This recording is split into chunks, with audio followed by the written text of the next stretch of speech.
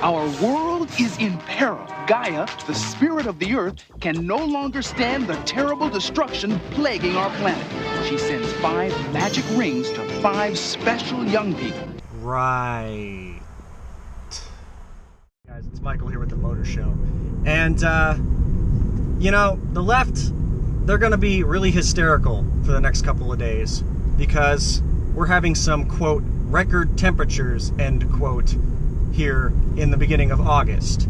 Now, it's not that we've never had a 100-degree day in July or anything, you know, earlier in the season, but of course, because it's never been 100 degrees on this specific day, that means it's a record, and that means climate change. You know, it's kind of funny, every time the weather is record cold for the climate or for the area, I mean, you know, that's just weather.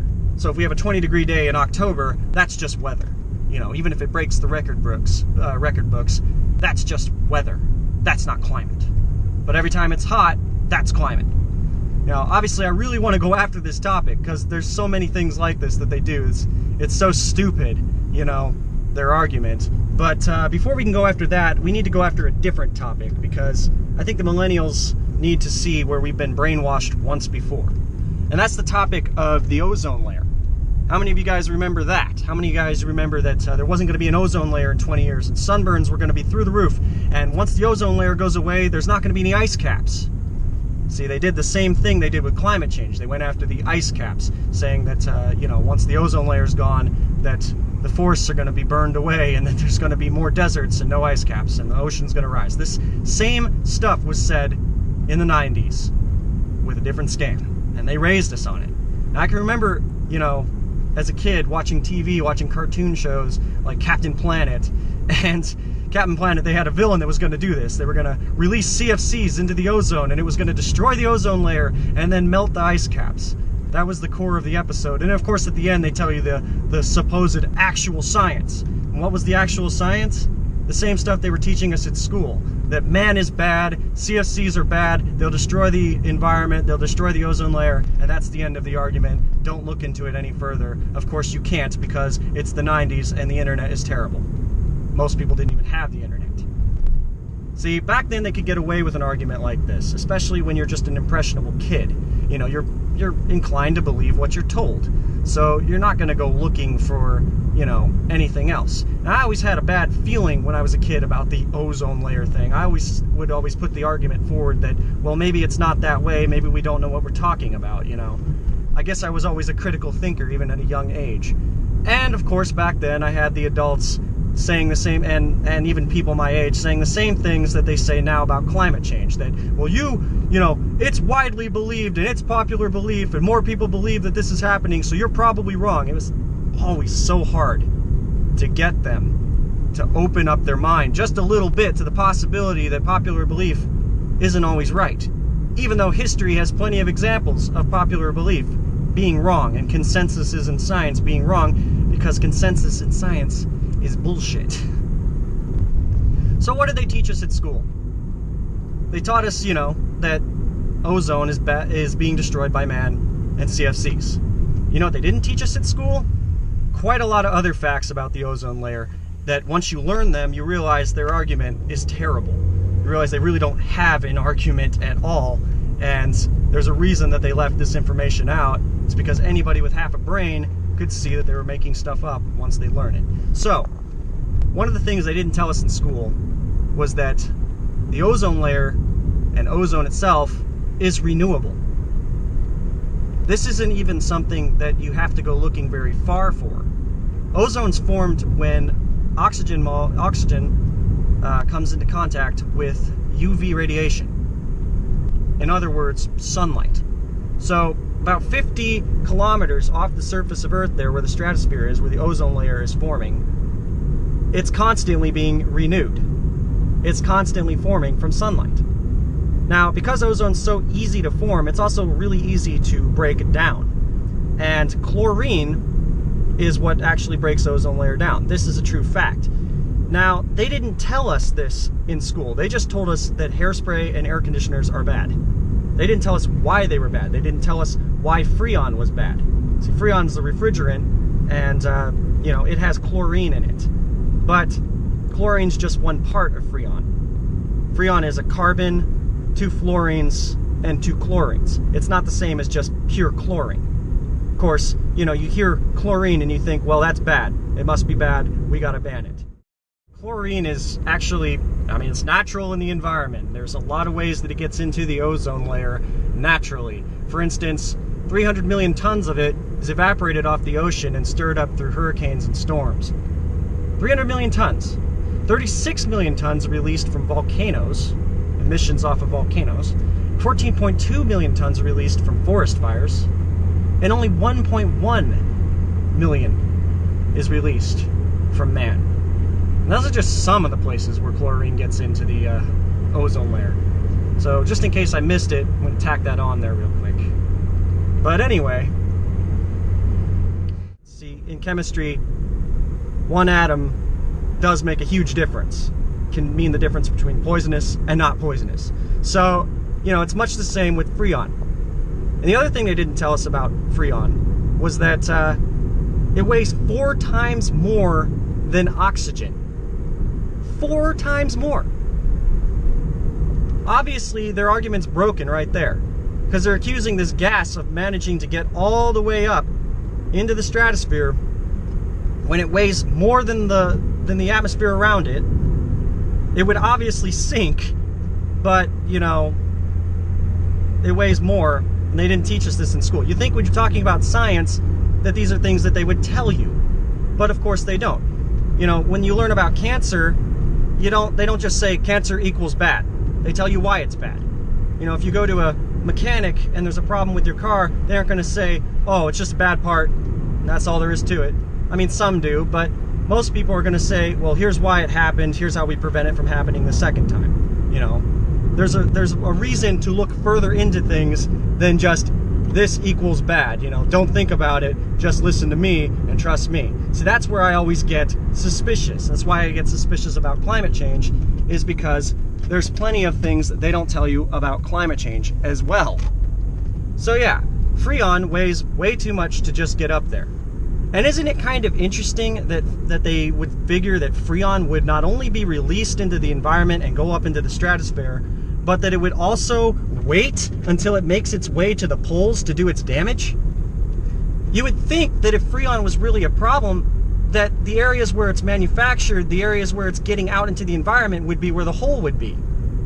But the hole is down at the Arctic and up at the North Pole. Why? Why would it wait to go to the poles? Why wouldn't it just, you know, have a hole right where it's seeping out? Or maybe at least near where it's seeping out. Do they really think that the wind currents would carry it that far? And that it would always end up at the poles? It just doesn't make any sense. So why is there an actual hole at the Arctic, you might be wondering? Well, the reason's quite simple. Obviously, where sunlight isn't present, there isn't going to be much forming of ozone. Because like we said, sunlight and oxygen make ozone. So there's these big holes at the Arctic poles because there's no sunlight there. See, areas where there's no sun, well, I mean, there's sunlight, but 6 months out of the year, there isn't. You know, 6 months out of the year, it's winter down there, and for 24 hours a day in winter, the Arctic is dark. I'll be right back at one of my delivery spots. So, you know, you might be wondering why the hole would be there, other than the fact that, you know, without sunlight, it doesn't form, why it makes sense. And it's pretty simple. I mean, obviously the ozone layer is there to protect us from UV radiation. So it's really convenient that UV radiation helps it form. It's basically a way of the planet self-regulating itself. Whenever we receive more UV radiation, the layer gets thicker, which helps protect us. And in areas where there isn't a lot of sunlight, like the Arctic, the layer isn't really present. It doesn't need to be. I mean, why would there need to be a layer there if there's no sunlight, right? Or at least 6 months out of the year there's no sunlight. So the hole's constantly getting bigger and smaller, obviously. And when they banned Freon, they did it at a time when we were getting more UV radiation than normal. And here's where we get into the motivations of why they did this. It wasn't really entirely the government, not for this scam. So there was a company called DuPont. It still exists, obviously. And DuPont was the ones who had the monopoly on Freon. They owned the refrigerant, they owned the patent for it, and they were making a killing. Everybody had to pay them because they have a monopoly. Duh. In 1987, the patent was expiring. Now, Freon was really cheap to manufacture. It was 50 cents a pound to manufacture. It was about an $8 billion industry at the time, which was a lot of money in 1987. So, obviously, they didn't want their, I don't know what that was. They didn't want their monopoly to go away. Once they lose their patent, people are going to be able to manufacture Freon. They're not going to have to pay DuPont. So they had to come up with a way to get rid of Freon, to get it off the market, and develop a new refrigerant so they could keep the monopoly. And that's exactly what they did. They developed some new refrigerants that cost about 20 times more, in some cases, to manufacture. And guess who has to pay for that? The consumer. Us. We have to pay for it. So DuPont gets to keep their monopoly, and they get to make more money on a more expensive product that they force us to buy. And that's, you know, that's the end of it. And of course the government, they get an incentive here. They get an extra tax that they can put on people. So it's a win for the government, and it's a win for DuPont. And there's the motivation. It's as simple as that. Once again, if you look at the science of all these things, if you look at, you know, the fact that Freon weighs 4 times more than oxygen and that ozone's renewable, you easily see that this was a scam. A big scam that continues to have fallouts to this day. See, the government wants to control us, and you'll notice that the symptoms of climate change are pretty much the same symptoms of the ozone scam. And climate change has a lot of similar fallacies within it too. If you look at the weight of CO2, for instance, it's heavier than oxygen. Once again, it's not much heavier, but it's still heavier. I mean, it's a carbon attached to the 2 oxygens, so it's going to be heavier. And also, the fact that CO2, plants need it. So there are issues with climate change, and I can go on about those, but, you know, we're still covering the ozone layer, so we'll get back into that scam there. Now, the ozone layer, I've often said for years now that we've been receiving more sunlight, more UV radiation to the planet. And the proof of this is that the ozone layer the hole in it has been getting smaller. Obviously, when you get more UV radiation on the planet, you're going to get hotter temperatures. So this is another area where climate change and the ozone layer scam are linked together. You can see that there's a lot of similarities between these two doomsday scenarios. And, you know, it's kind of weird that in the course of 8 years that we managed to pinpoint Freon as being the culprit. 8 years. They set out to prove this. Something you don't do in science. You don't try to prove that a theory is true. You try to disprove it first to eliminate the bias. So they haven't been doing science right for a very long time now. But yeah, 8 years. 8 years. From 1979 to 1987. So all it took them to ban the substance of Freon. And obviously, you know, when the patent's expiring, you can see the motivations here. So the real convenient thing about all of this is that DuPont managed to do this right at the time that the ozone hole was actually closing. So it appears as though them banning Freon fixed the problem. I mean, it's an if P then Q argument. They're drawing correlations here. But the thing about correlation arguments is they're garbage. I mean, you can get a correlation for anything. There's a website out there where you can play with correlations, and you can play with like butter consumption versus suicide, and you can see butter consumption going up and you can see suicide rates going up. Now, does that mean that they're connected? Obviously not. But the argument being put forth is that, you know, for environmentalism is that that's all it takes to prove that Freon was bad. And that's all it takes to prove that climate change is real. Correlation arguments, if P then Q arguments, is another way to put it. They're not always true. So I'm up at my delivery stop here. I'll be right back with my closing thought. So let's get into my final thought, and that's this. A corporation set out to control us all because it wanted to make more money. Now that's just something that millennials shouldn't have too hard of a time believing, because millennials never trust corporations. Well, DuPont did this. DuPont is the reason this scheme existed, and the only reason it continues to be something that we take note on is because the left and the state see incentive to keep it around. See, if you're inclined to believe that they lied to you, then obviously it's not going to be very easy for them to pass something like climate change off as being believable. Obviously, you're going to take a look at climate change and say, well, wait a second, you lied about the ozone layer, why should I believe you now? You're crying wolf. So that's why they want to keep the ozone history around, is because, you know, it benefits them. It makes them look bad if the truth is exposed. And that's really the only reason. The climate change is much the same scam. It's even got some of the same symptoms, as we said before. But the difference with climate change is it's not just about money. It's also about power. See, that's what the state always wants, is power. They want to get into your life. And the way they get into your life with climate change, taxes, the things you buy become more expensive, where you go to work becomes a problem sometimes, depending on your job, the car you drive, of course, where you live, the food you eat. I mean, it goes on and on.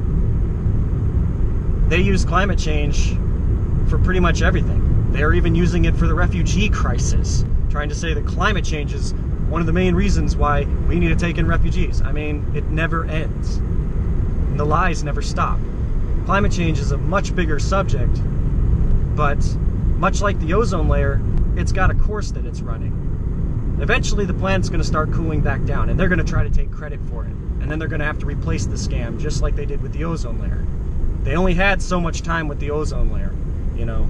It was only going to take so long before the hole closed itself. So they had to come up with a way to make it look like they were fixing the problem. And, you know, they successfully did that. So anyway, that's about all I've got for today, guys. Thanks for watching the show. If you liked it, hit the like button up and spread the links. Subscribe to me. And, of course, you can follow me on Twitter at M.O.T.O.R_show1776. But that's about all I've got today. And the only thing that I can think of ending this show on, the only tune that I can think of going to for this this finale here, is one that's probably going to get stuck in your head all day. So, cue the music, boys! Fire! Wind! Water! Heart! Go Planet! By your powers combined, I am Captain Planet! Captain Planet, he's our hero. Gonna take pollution down to zero. He's our... More like take your propaganda down to zero.